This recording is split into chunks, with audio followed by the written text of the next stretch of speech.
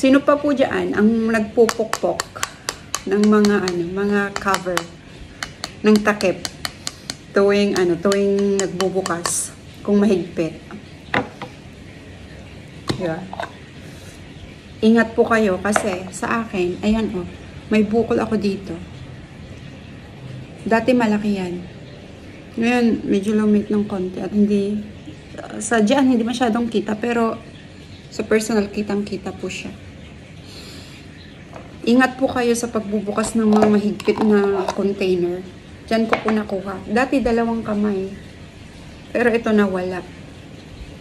Kusa po siyang nawala. Which is sabi rin naman ng doktor na yun nga daw, maglalaho naman daw po eh. Pero kung talagang nababother ka or masakit, yun, kailangan mo siyang paoperahan. Ang sabi, liquid lang naman daw po to eh. And yun nga daw po, mawawala rin siya. I don't know.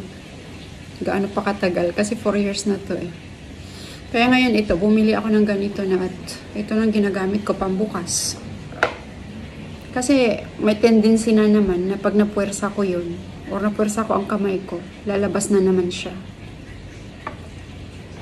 Kaya ito na lang ginagamit ko. Yan. May 3 siyang sizes. Or ganun dapat yun. Tapos may grip din siya. Kaya hindi po madulas.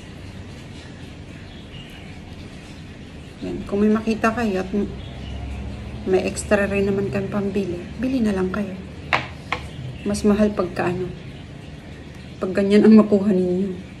Lalo na kung masakit. Kasi minsan nangangala yung pakiramdam. Lalo na pag napagod.